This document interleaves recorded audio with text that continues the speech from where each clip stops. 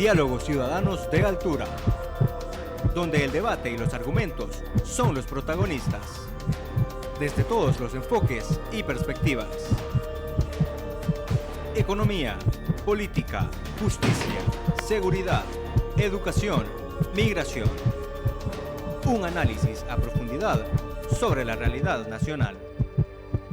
Tomarle el pulso a El Salvador es cada día más importante. Muy buenas noches, gracias por acompañarnos. Esto es Pulso 503. Estamos retomando nuestros programas ya habituales de domingo y pues estamos en un momento particular en el mundo, un momento particular en El Salvador, también en el sentido de que en Estados Unidos estamos ya a unos días de las elecciones.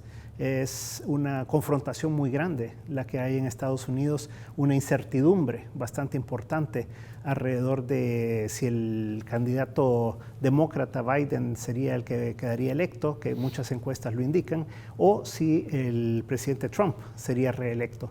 Ya los mercados están reaccionando a eso, han habido muchas opiniones sobre lo que haría uno u otro y pues las personas están tomando precauciones financieras también. Algunos dicen que van a heredarle ya a los hijos para poder evitar los impuestos de Biden también, etcétera. Entonces hay todo un movimiento en Estados Unidos independientemente de todo el tema racial y la confrontación tan grande que hay en este momento en ese país. Por supuesto, nosotros también vamos a un proceso electoral, estamos en una campaña ya preelectoral, un proceso que culmina el 28 de febrero y además esta semana ya hemos conocido a nivel económico una serie de proyecciones de cierre de año y para el próximo año de organismos tan importantes como la CEPAL a nivel latinoamericano, el Fondo Monetario Internacional, el Banco Mundial, los bancos centrales de los diferentes países también, el Ministerio de Hacienda que presentó en El Salvador su presupuesto ya para el 2021. O sea, tenemos una serie de elementos que queremos conversar con dos buenos amigos y a quienes le damos la bienvenida. Max Mojica, gracias por estar con nosotros.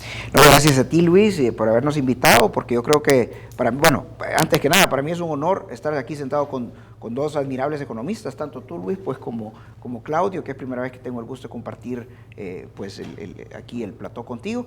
Y estamos súper interesados en que ustedes, amigos televidentes, estén, digamos, comprendiendo de primera mano, de una forma bastante sencilla, explicativa, a todos los retos que como país nos estamos enfrentando.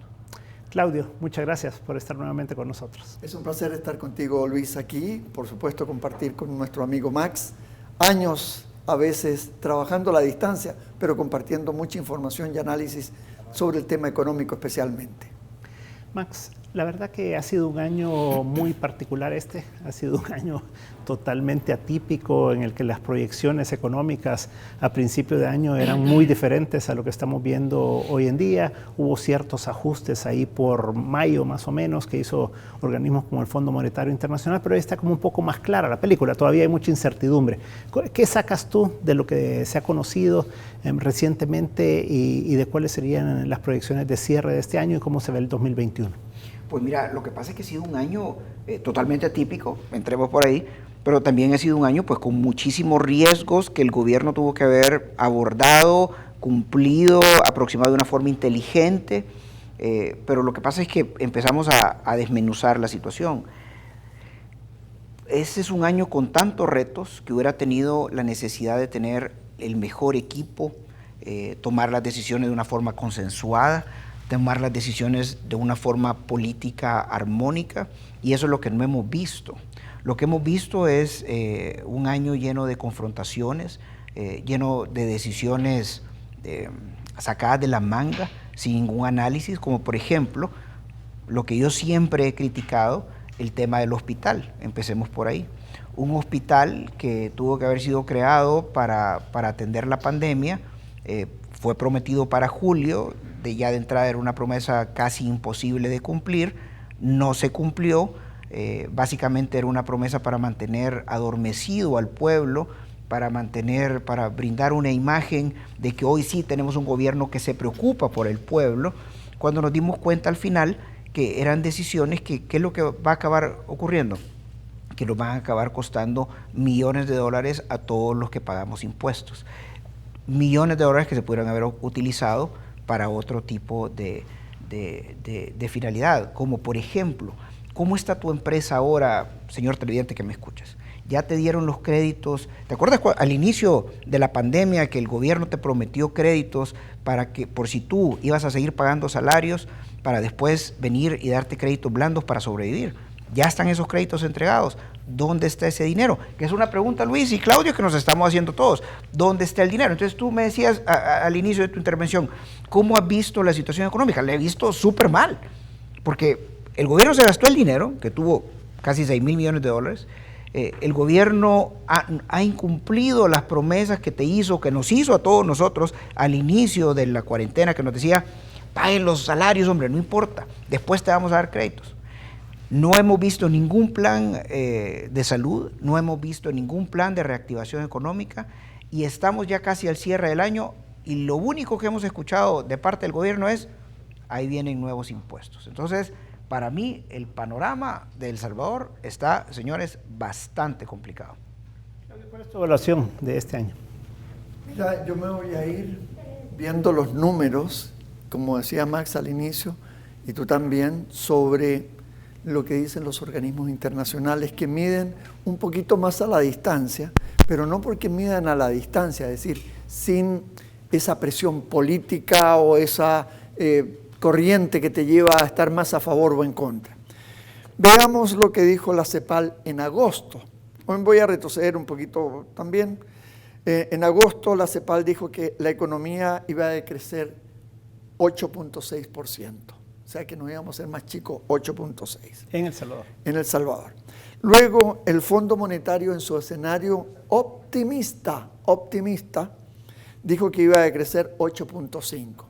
Y es por eso que vimos que el Banco Central de Reserva empezó a decir que la economía se iba a contraer 8.5. Tomó la del Fondo Monetario en ese momento. Sin embargo, ahora vemos que el Banco Mundial, de 5.7% que se achica la economía, ahora la pone en 8.7%, ¿ok? Que se achica. Veamos un ejemplo para que lo entienda cualquier persona, qué significa que se achica 8.7 puntos la economía. Si la economía producía $100, por tomar un número bastante sencillo, $100 y le quitamos 8.7, que es lo que deja de producir, entonces dije 8.7, quiere decir que la economía en vez de 100 no produce ni 90, sino que produce 83. Hemos perdido $17. Imagínense en términos de toda la economía, ¿qué significa que se achique esto? Entonces, el problema que tenemos, que todos esos números fueron antes que el Banco Central de Reserva revelara cuál fue la caída del Producto Interno Bruto en el segundo trimestre. Pero ojo, el segundo trimestre es abril, mayo y junio, cuando todavía en agosto estuvimos un buen tiempo en cuarentena. Y la caída fue nada más ni nada menos que de 19.5%. Es decir, casi dejamos de producir como país los $100 que decía anteriormente, pero ahora prácticamente réstele $20. Estamos produciendo 80 y fracción. Y cuando decimos que es 19.5, solo nos superó un país en toda Latinoamérica. Y cuando te diga el nombre del país que tuvo 20%, es un país que tiene un grave enfrentamiento entre el Ejecutivo y el Poder Judicial, donde el Congreso está peleando con el Judicial y con el Ejecutivo protegiendo a su presidente y otros que enjuician al presidente. Perú. Entonces tú empiezas a ver, mire las características que tiene, por qué Perú pierde 20 puntos porcentuales y nosotros perdimos 19. La conclusión la sacas tú, ¿ok? Entonces es una cosa bastante interesante. Pero cuando tenemos esto y vemos lo que dice el Banco Mundial, voy a tomar exactamente la cifra del Banco Mundial, caída este año de 8.7, que este otro año nos recuperaríamos en 4.9 y luego nos recuperaríamos en el 22, 3.0, todavía estoy casi un punto porcentual por debajo de lo que produje en 2019. Este ya me está diciendo que para poder recuperarlo del 2019 tengo que llegar al año 2023. Pero cuando yo ajusto los números y los veo más en línea con el Fondo Monetario, por ejemplo, y otras instituciones que hacen estudios, cuando yo llegue al 2022, todavía me van a faltar 3 puntos porcentuales. Es decir, quizás en el 2024 e incluso en el 2025 nos vamos a estar recuperando. Pero hay una cosa importante en todo esto. Es que, ¿qué significa que caiga el Producto Interno Bruto? Cuando uno habla de esto entre economistas, a la gente afuera le tiene sin cuidado qué es lo que significa Producto Interno Bruto. Y en forma muy sencilla, es en valor monetario lo que producimos como país durante un año especialmente, y a veces se mide trimestralmente como lo hizo el Banco Central. Pero en efecto, ¿qué es lo que ha sucedido en este periodo? Entre enero y junio desaparecieron 2.278 empresarios. Dejamos de tener 2.778 empresarios. Y cuando le agregamos julio, se agregaron otros que también desaparecieron, 792. Entonces, entre enero y julio, yo dejo de tener 3.070 empresarios que dejaron de existir, de contratar, de producir. Y eso es algo muy grave.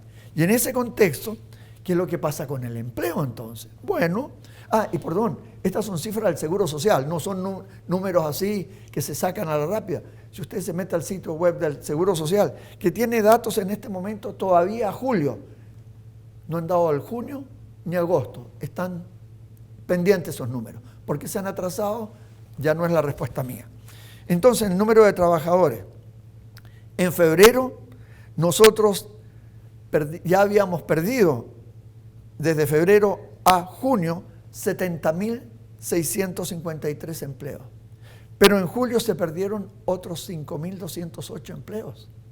Es decir, entre febrero y julio, como economía, he perdido 75.851 empleos formales. Y los empleos formales son un poquito menos del 40%, porque un poquito más del 60% son empleos informales. Si aplicamos este mismo concepto de pérdida para hacerlo por igual, tendríamos que, al sumarle el informal, tendríamos una pérdida de empleos entre 180 y 190 mil empleos a julio. Y agosto todavía fue un mes muy duro. Así que podríamos estar hablando que probablemente los empleos perdidos a agosto o incluso en septiembre podríamos estar superando los 220 a 250 mil empleos. Es un número muy catastrófico. En la crisis anterior perdimos muchísimos menos empleos que estos y nos demoramos 5 años en recuperarlo. Esa es lo que hay detrás de la caída del Producto Interno Bruto, de lo que produce el país en un año. Y es eso lo que nos debe preocupar. Nos ponemos a discutir muchas cosas a veces, que si el gobierno, que si el no el gobierno, etc. Tú lo decías muy bien. ¿Dónde está esa ayuda financiera que se le iba a dar al sector privado? Todavía esperando los sueños de los justos. Max. Mira, lo que pasa es que los números que presenta Claudio realmente son catastróficos. Pero todavía Claudio, porque está analizando lo que hemos perdido, no ha analizado o no ha mencionado lo que la economía debería de generar para otro sector muy importante, que son los jóvenes. Nosotros deberíamos de estar como país generando alrededor de 60,000 empleos anuales a efecto de que todos esos jóvenes, ¿cuáles son los jóvenes? Bueno, lamentablemente, pues muchos de los jóvenes no se preocupan por estar escuchando estos programas de opinión, cosa que yo no entiendo. Tampoco no se preocupan por leer los editoriales en los periódicos, cosa que tampoco comprendo. ¿Por qué? Porque la política, porque los análisis nos afectan a todos. Si escuchan los padres de familia y pues si hay jóvenes escuchando el programa, les quiero decir algo. Nosotros no nos podemos desentender de la política, por el hecho de que la política es lo que influye para estimular a las empresas, para estimular el crecimiento del país y eventualmente entre más empresas que van a ofertar trabajos, van a empatar con la demanda de empleos que tú como joven que probablemente esté saliendo ya del bachillerato, que está estudiando en la universidad, que está saliendo graduado de la universidad, necesitas tener para poder incorporarte a la vida productiva, porque todos crecemos, ¿vea? Y eventualmente ya no podemos pretender que nuestros papás nos van a seguir pagando hasta la última paleta que nos vamos a comer, o la gasolina que necesitamos para ir a ver a la novia, o el pasaje de bus que necesitamos para ir con nuestro amigo a divertirnos. Entonces, todos nosotros crecemos y necesitamos eventualmente incorporarnos al sector productivo. Entonces, jóvenes, yo les hago la pregunta: cuando nosotros estamos escuchando a un presidente, a un gabinete que nos vende solo cortinas de humo, que nos vende solo promesas que no tienen mucho asidero práctico y económico, ¿qué va a pasar con la vida real? En la vida real, cuando la economía no crece, ya como lo citó Claudio, porque vivimos en una confrontación permanente entre el Ejecutivo y el Legislativo, entre el Ejecutivo y cualquier otra persona que no piense como ellos, entonces eso aleja a los inversionistas, y al no haber inversionistas y al no haber empresarios, no hay empleo. Entonces, ¿cómo vamos a salir adelante todos nosotros? Ahorita tenemos dos enormes retos. Uno es recuperar a todas las empresas que quebraron durante esta cuarentena, que no, el COVID claramente no es culpa de nadie, y no es culpa, por supuesto, del Ejecutivo. Las medidas políticas tomadas por el Ejecutivo sí son totalmente atribuibles a la responsabilidad del presidente y sus ministros. Entonces, tenemos todavía este enorme reto de salir adelante, de volver a construir el tejido económico del país. ¿Y cómo se hace eso? ¿Cómo se come eso? Bueno, mira, primero, el Ejecutivo debe de procurar que los fondos que prometió durante la cuarentena, lleguen a las empresas que están en una situación económica delicada. ¿Por qué el Ejecutivo es el responsable? Porque todo lo privado, llamarle la banca privada, no le va a prestar a las empresas que están en una situación difícil, económicamente difícil. Y te voy a explicar por qué. Cuando tú llegas a sacar un crédito a un banco privado, ¿qué es lo que te dicen?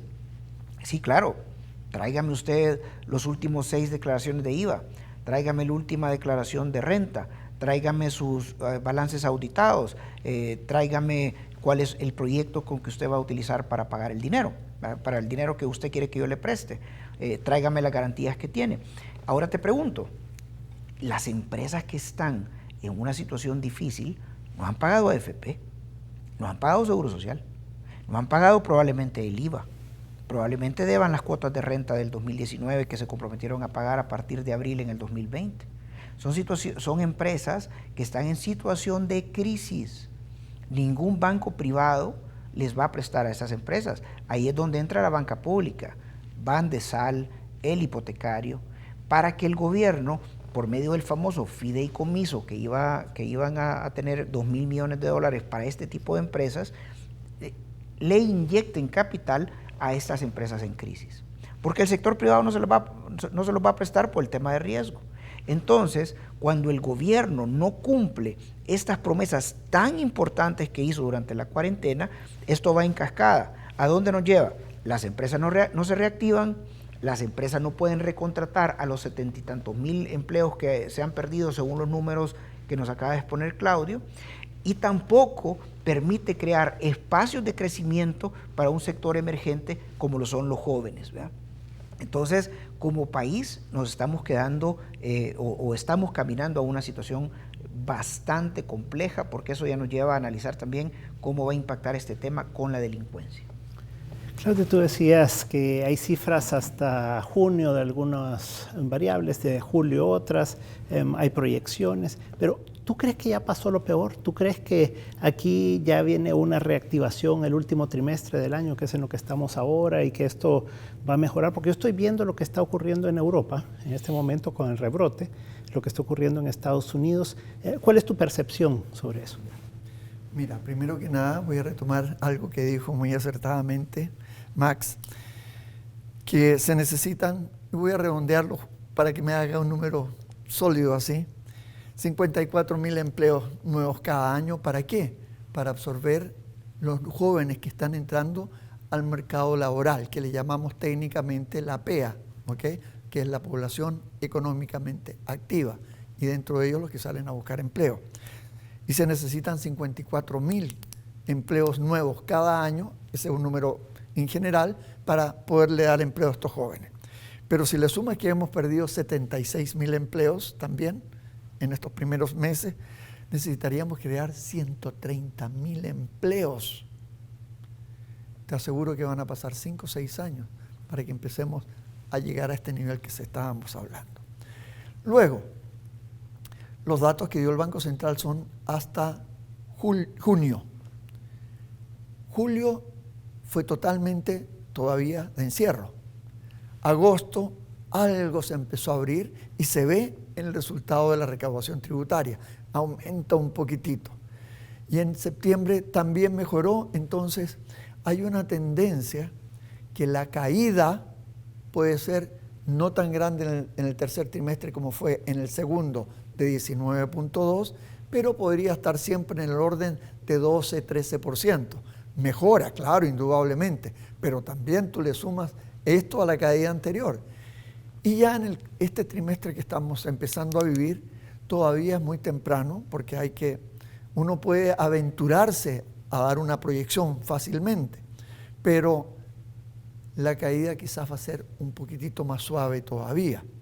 Pero fíjate lo que te estoy diciendo, la caída va a ser más suave. Es decir, en este trimestre último, ya a lo mejor no es 12, a lo mejor es 7%, 5% negativo.